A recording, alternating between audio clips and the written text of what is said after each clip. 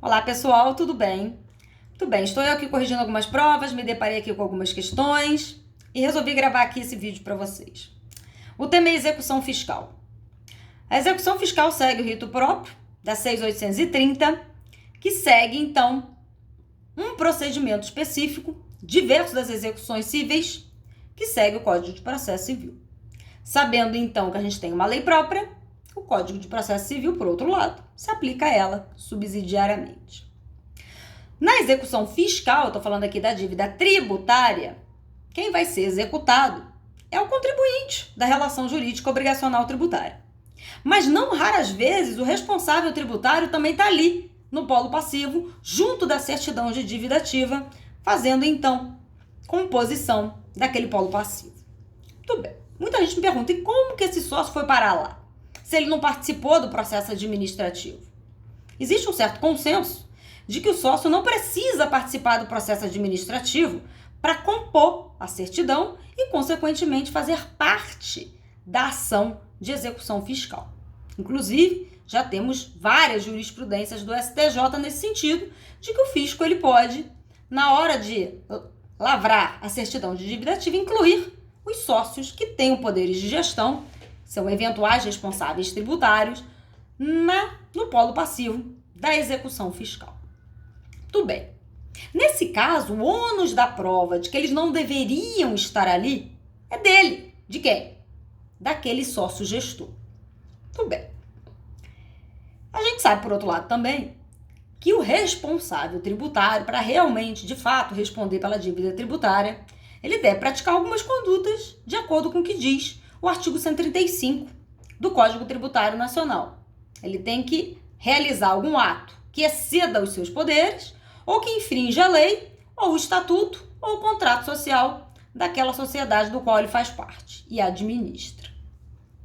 Tudo bem. Acontece que o STJ já tem jurisprudência pacífica no sentido de que uma vez apresentada a CDA com o nome do sócio ali, cabe a ele o ônus da prova de que ele não deveria estar ali. Aí surge o problema. Como que esse sócio, afinal de contas, vai se defender? Da mesma forma que o devedor, que é o contribuinte. Ou seja, serão ambos notificados para que no prazo de 5 dias ofereçam bens a penhora ou paguem a execução. Uma vez garantida a execução, precisa garantir uma única vez, abre-se o prazo para embargos e ambos vão se defender ali por meio dos embargos à execução. O sócio vai apresentar o dele, a empresa vai apresentar a ação, os embargos dela.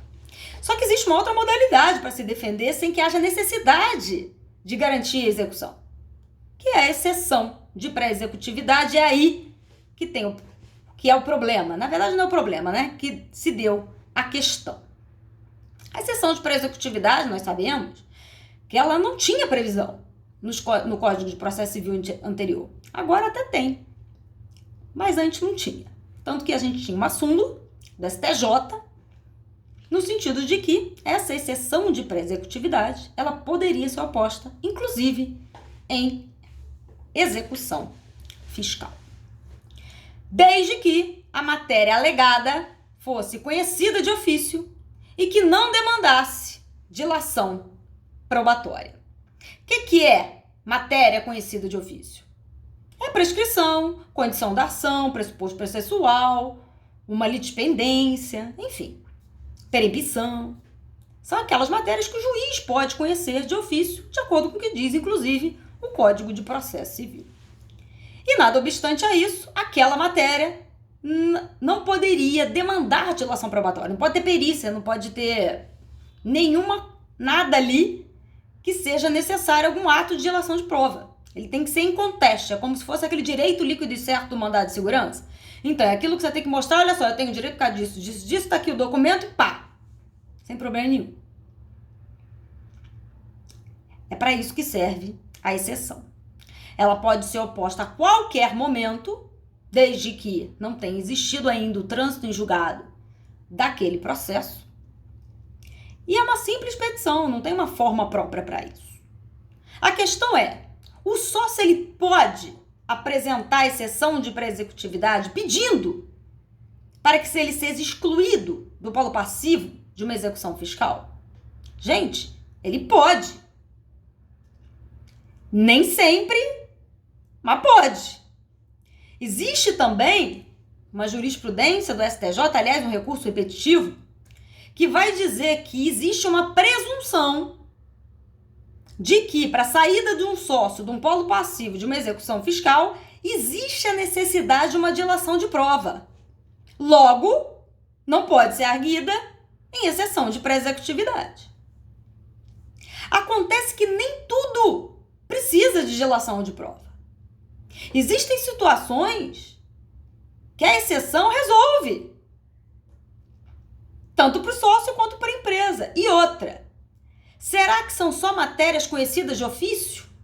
Dilação probatória, eu não tenho dúvida, tem que ser em conteste. Aí eu resolvi fazer um pagamento. Vamos imaginar que tem existido um pagamento. E eu fui executada por aquele pagamento que eu fiz. O juiz não tem como saber pagamento. Ele não tem como conhecer aquele troço de ofício. Mas existem também jurisprudências em que o pagamento ele pode ser arguido em exceção de pré-executividade. Uma compensação. Imagina que eu peguei um determinado débito, compensei com crédito, vem o fisco, homologa, reconhece o meu crédito, reconhece o meu débito, homologa a compensação e amanhã ou depois vem uma execução fiscal me cobrando sobre exatamente daquele débito. Eu vou lá, vou pegar o processo administrativo e vou falar, juiz, acabou, extinguiu. Tem que ter execução fiscal. Ô juiz, processo administrativo nem acabou. Eu ainda nem fui notificada para apresentar um eventual recurso voluntário no processo X. Como é que eu estou sendo executada se eu tenho débito suspenso? Ou se ele está parcelado? Ou se tem uma liminar pendente? Então são coisas que o magistrado eventualmente ele não tem como saber. Então perceba que essa regra já vem sendo flexibilizada. De sorte que é cabível, sim, a exceção de pré-executividade, nada obstante não ser matéria de ordem pública, mas desde que sejam matérias que não demandem aquela dilação probatória. Então, tudo isso pode ser alegado tanto pelo sócio quanto pelo devedor.